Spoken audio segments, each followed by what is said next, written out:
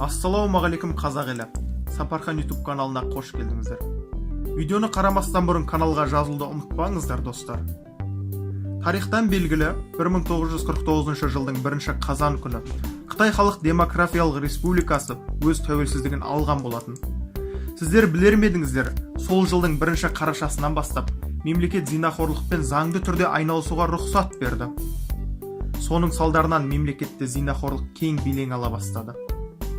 Жас қыздардың көпшілігі жеңіл ақша табу мақсатында зинақорлық деген жаман жолға түсе бастады.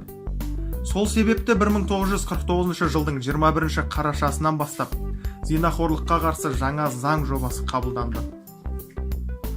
Көп ұзамай сол жылдың желтоқсан айынан бастап полиция қызметкерлері жеңіл жүрісті қыздарды тұтқындауға кірісті. Кішігірім ауданның өзінен 237 зинахана тапты. Сол жерден 1286 жеңіл жүрісті қыздарды тұтқындаған болатын. Олардың дені жас қыздар, ең жасы 16 жастан басталды. Іс мұнымен аяқталған жоқ.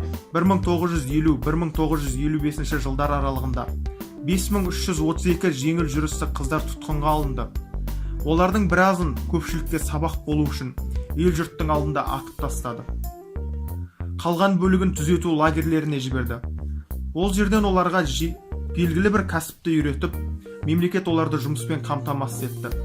Завод, фабрикаларда, тігін цехтарында өз маңдай терімен ақша тапты. Ол тапқан ақшасының 100%-ның тек 20% ғана олардың қолдарына тиді. Өйткені олардың мемлекет жұмыспен қамтамасыз еткен болатын. Егер де видеоролигіміз ұнаса, каналға жазылуды ұмытпаңыздар, достар.